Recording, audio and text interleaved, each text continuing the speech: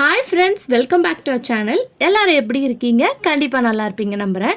இன்றைக்கி நம்ம சேனலில் டே டு டே லைஃப்பில் எல்லாருக்குமே ரொம்ப யூஸ்ஃபுல்லாக இருக்கக்கூடிய கிச்சன் டிப்ஸ் அண்ட் ட்ரிக்ஸ் தான் ஷேர் பண்ணியிருக்கேன். ஸோ வீடியோவை ஸ்கிப் பண்ணாமல் ஃபுல்லாக பாருங்கள். அதுக்கு முன்னாடி நீங்கள் இப்போ தான் நம்ம சேனலை ஃபஸ்ட் டைம் பார்க்குறதா இருந்தால் இப்போவே சப்ஸ்கிரைப் பண்ணிக்கோங்க. கூட இருக்க பெல் சிம்பிளை கிளிக் பண்ணுங்கள்.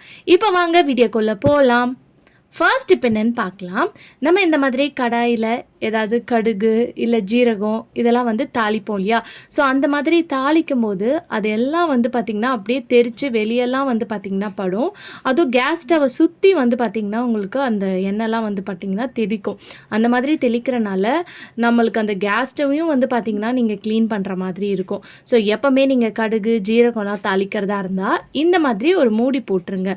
ஸோ இந்த மாதிரி மூடி வச்சிங்கன்னா அது வந்து அதுக்குள்ளேயே வந்து பார்த்திங்கன்னா அடங்கிரும். அதுக்கப்புறம் நீங்கள் இதை எதுக்காக தாளிச்சிருக்கீங்களோ அதில் எடுத்து நீங்கள் வந்து பார்த்திங்கன்னா ஊற்றிக்கலாம். ஸோ இதனால உங்கள் வேலையும் வந்து பார்த்திங்கன்னா மிச்சமாகும். அப்படி நம்ம டேரெக்டாக வச்சு பண்ணோன்னா ஸ்டவ்லெல்லாம் படும்போது கேஸ் ஸ்டவ்வும் நீங்கள் க்ளீன் பண்ணுற மாதிரி இருக்கும். ஸோ இந்த மெத்தடை ட்ரை பண்ணிக்கோங்க. அடுத்த டிப் என்னென்னு பார்க்கலாம். நம்ம பால் வந்து பொங்குறதுக்கு வந்து பார்த்துக்கிட்டே இருப்போம். ஆனால் அந்த டைமில் பொங்காது. நம்ம இப்படி அப்படி திரும்பி ஏதாவது வேலை செய்யும்போது வந்து பார்த்திங்கன்னா பொங்கிடும்.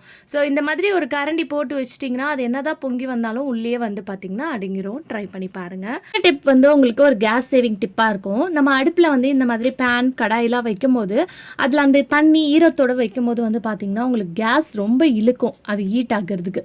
ஸோ எப்போவுமே நீங்கள் எந்த ஒரு பொருள் வச்சாலுமே அதை ஒரு ட்ரையான கிளாத் வச்சு நல்லா தொடச்சிட்டு வைங்க. இந்த மாதிரி வைக்கும்போது உடனே வந்து பார்த்திங்கன்னா உங்களுக்கு நீங்கள் வச்சுருக்க அந்த பேனாக இருந்தாலும் சரி தோசைக்கல்லாக இருந்தாலும் ஹீட் ஆகி கிடச்சிரும். அப்படி நீங்கள் ஈரத்தோடு வச்சிங்கன்னா அந்த தண்ணிலாம் வத்துறதுக்கே வந்து பார்த்திங்கன்னா ரொம்ப நேரம் ஆகும். ஸோ கண்டிப்பாக ட்ரை பண்ணி பாருங்கள். அடுத்த டிப் என்னென்னு பார்க்கலாம். இந்த மாதிரி பாத்திரத்தில் கொஞ்சமாக வந்து தண்ணி ஊற்றிட்டு இதை கேஸ் ஸ்டவ்வில் பற்ற வச்சுட்டு நல்லா வந்து சூடு பண்ணிக்கோங்க. சூடு பண்ணிவிட்டு நம்ம ஏதாவது காஃபி டீலாம் வந்து கொஞ்சமாக வந்து வச்சுருப்போம் இல்லையா? அதை வந்து திருப்பி நம்ம சூடு பண்ணி குடிக்கணும்னா இன்னொரு பாத்திரத்துக்கு வந்து மாற்றி அதில் தான் சூடு பண்ணுவோம். ஸோ இந்த மாதிரி பண்ணுறனால உங்களுக்கு வேலையும் வந்து பார்த்திங்கன்னா மிச்சமாகும். அந்த பாத்திரத்தையும் நீங்கள் கழுவுற மாதிரி இருக்கும். அதுக்கு பதிலாக இந்த மாதிரி ஒரு பாத்திரத்தில் தண்ணி வச்சுட்டு நீங்கள் குடிக்கக்கூடிய அந்த பாலை வந்து எந்த கிளாஸில் வச்சுருக்கீங்களோ இல்லை எதில் வச்சுருக்கீங்களோ அதை டேரெக்டாக இதில் வச்சிட்டிங்கன்னா உங்களுக்கு அழகாக வந்து குடிக்கக்கூடிய அந்த சூடில் வந்து பார்த்திங்கன்னா இந்த பாலோ காஃபியோ உங்களுக்கு அடிச்சிடும். ஸோ இதனால் உங்கள் வேலையும் வந்து பார்த்திங்கன்னா மிச்சமாகும். இல்லைனா நீங்கள் இன்னொரு பாத்திரத்தில் ஊற்றி அதையும் வந்து நீங்கள் சூடு பண்ணி அதையும் வாஷ் பண்ணுற மாதிரி இருக்கும். ஸோ இந்த மாதிரி சின்ன சின்ன ட்ரிக்ஸ்லாம் தெரிஞ்சு வச்சிட்டிங்கன்னா கண்டிப்பாக என்றைக்காவது ஒரு நாள் வந்து உங்களுக்கு ரொம்பவே வந்து பார்த்திங்கன்னா யூஸ்ஃபுல்லாக இருக்கும். ட்ரை பண்ணி பாருங்கள். அடுத்த டிப் என்னென்னு பார்க்கலாம். அடுத்த டிப், நம்ம வீட்டில் மிக்ஸி யூஸ் பண்ணுவோம். நம்ம யூஸ் பண்ணுற மிக்ஸியை வந்து அப்பப்போ வந்து க்ளீனாக மெயின்டைன் பண்ணி வச்சாதான் நம்மளுக்கு அது வந்து ரொம்ப நாள் வரைக்கும் இருக்கும். அப்படி இல்லைன்னா அப்பப்போ வந்து பார்த்திங்கன்னா ரிப்பேர் ஆயிரும். ஸோ அது ரிப்பேர் ஆகாமல் இருக்கிறதுக்கும் நல்லா க்ளீனாக பளிச்சுன்னு இருக்கிறதுக்கும் இன்றைக்கி நான் வீடியோவில் ஷேர் பண்ணியிருக்கேன். இந்த டிப்பை வந்து ட்ரை பண்ணுங்கள். ஒரு பவுல் எடுத்துகிட்டு இதில் கொஞ்சமாக வந்து தேங்காய் எண்ணெய் சேர்த்துக்கோங்க. இது கூடயே நீங்கள் யூஸ் பண்ணுற டால்கம் பவுடர் எந்த பவுடர் இருந்தாலும் பரவாயில்ல, இதை வந்து போட்டுட்டு நல்லா இந்த மாதிரி கை வச்சு மிக்ஸ் பண்ணிக்கோங்க. ரொம்ப வந்து பவுட்ரு சேர்க்க வேணாம், லைட்டாக சேர்த்தா போதும். கொஞ்சம் வந்து பேஸ்ட் கன்சிஸ்டன்சியில் இருக்கணும். அதே சமயத்தில் ரொம்ப எண்ணெயும் வந்து சேர்க்கக்கூடாது. ரெண்டுமே வந்து பார்த்திங்கன்னா ஈக்குவலாக சேர்த்துக்கோங்க. இப்போ இதை வந்து யூஸ் பண்ணுறதுக்கு ஒரு காட்டன் கிளாத் வந்து எடுத்துக்கோங்க. இந்த மாதிரி மெலிசான கிளாத் இருந்துச்சுன்னா எடுத்துக்கோங்க. அப்படி இல்லைனா நீங்கள் டிஷ்யூ பேப்பர் கூட வச்சு நீங்கள் க்ளீன் பண்ணிக்கலாம்.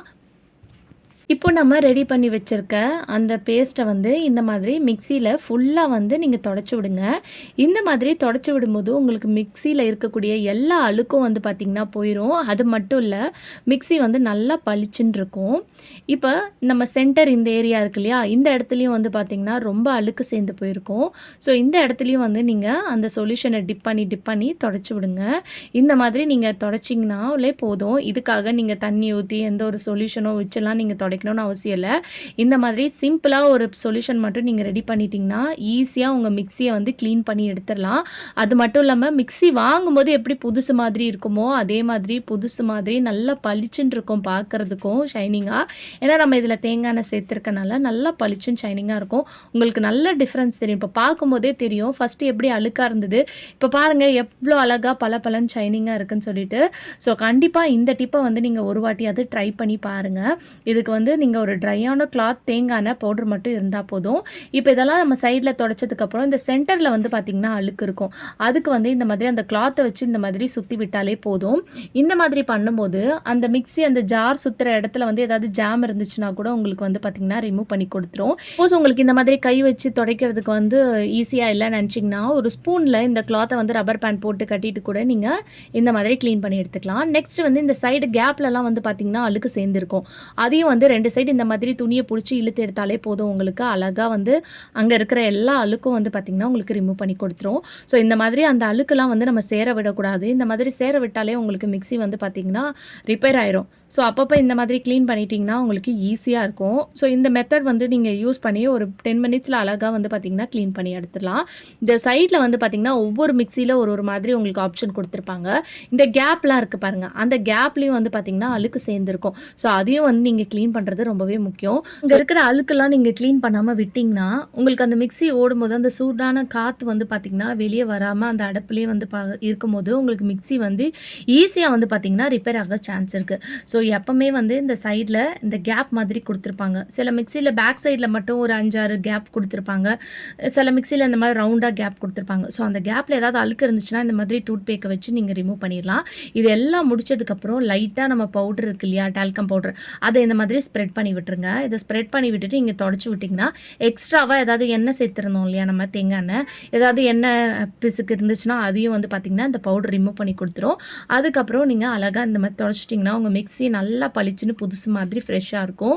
இந்த மெத்தட் நீங்கள் மெயின்டைன் பண்ணிட்டு வந்தாலே போதும். உங்கள் மிக்ஸி வந்து பார்த்திங்கன்னா சீக்கிரம் அப்பப்போ வந்து ரிப்பேர் ஆவதை அவாய்ட் பண்ணிடலாம். ட்ரை பண்ணி பாருங்கள். அடுத்த டிப்புக்கு கொஞ்சமாக வந்து தண்ணி ஊற்றி கேஸில் வச்சு லைட்டாக சூடு பண்ணிக்கோங்க. இதில் கொஞ்சமாக வந்து மஞ்சத்தூள் சேர்த்துக்கோங்க.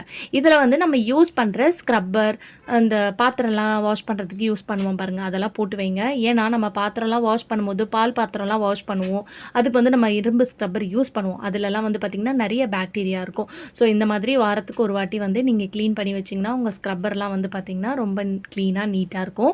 இப்போ நம்ம சூடு பண்ண இந்த தண்ணியை வந்து நம்ம வேஸ்ட் பண்ண தேவையில்ல. நம்ம கிச்சனோட சிங்கில் வந்து நிறைய பேருக்கு வந்து கற்பாம்பூச்சி அடப்புலாம் இருக்கும், பேட் ஸ்மெல்லாம் வரும்.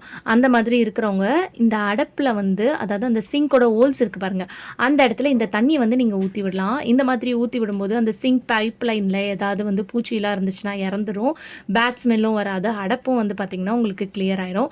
இது கூடயே அடப்பு இருந்துச்சுன்னா வேணும்னா நீங்கள் கொஞ்சமாக பேக்கிங் சோடா வேணும்னா கூட சேர்த்துக்கலாம். ட்ரை பண்ணி பாருங்கள். இது நீங்கள் பாத்ரூமோட அந்த ஜல்லடை இருக்கும் பார்த்தீங்களா, அங்கே கூட நீங்கள் இந்த தண்ணியை ஊற்றி யூஸ் பண்ணிக்கலாம். ட்ரை பண்ணி பாருங்கள். அடுத்த டிப் என்னென்னு பார்க்கலாம். நம்ம இந்த மாதிரி டிஷ் வாஷ் லிக்விட்லாம் வாங்கும்போது அப்படியே எடுத்து நம்ம பாத்திரம் கழுவும் போது ஊற்றி யூஸ் பண்ணுவோம். அது வந்து பார்த்திங்கன்னா நிறைய நம்மளுக்கு வேஸ்ட் ஆகும், ரொம்ப நுரையா வரும். ஸோ இதனால் நம்ம ரொம்ப நேரம் பாத்திரம் கழுவுற மாதிரி இருக்கும். ஸோ எப்போவுமே டிஷ் வாஷ் லிக்விட் வாங்கிட்டு வந்துட்டிங்கன்னா இன்னொரு எம்டியான பாட்டிலில் கொஞ்சமாக ஊற்றிட்டு தண்ணி ஊற்றி டைல்யூட் பண்ணி வச்சுக்கோங்க. இந்த மாதிரி பண்ணி வச்சுட்டிங்கன்னா நீங்கள் பாத்திரம் கழுவும் போது அதை நீங்கள் ஊற்றி ஒரு பவுலில் ஊற்றி யூஸ் பண்ணுறதுக்கு உங்களுக்கு ஈஸியாக இருக்கும். இல்லை ஒவ்வொரு டைமும் நீங்கள் தண்ணி ஊற்றி நீங்கள் கலந்து யூஸ் பண்ணுற மாதிரி இருக்கும். அதை அவாய்ட் பண்ணுறதுக்கு இந்த டிப்பை ஃபாலோ பண்ணிக்கோங்க. ஓகே ஃப்ரெண்ட்ஸ், இன்னைக்கு வீடியோவில் நான் ஷேர் பண்ணி இந்த டிப்லேருந்து ஏதாவது ஒரு டிப் கண்டிப்பாக உங்களுக்கு யூஸ்ஃபுல்லாக இருக்கும்னு நினைக்கிறேன். அப்படி யூஸ்ஃபுல்லாக இருந்துச்சுன்னா மறக்காம நம்ம சேனலை லைக் பண்ணுங்கள், ஷேர் பண்ணுங்கள், கமெண்ட் பண்ணுங்கள், சப்ஸ்கிரைப் பண்ணிக்கோங்க. தேங்க்யூ ஃபார் வாட்சிங்.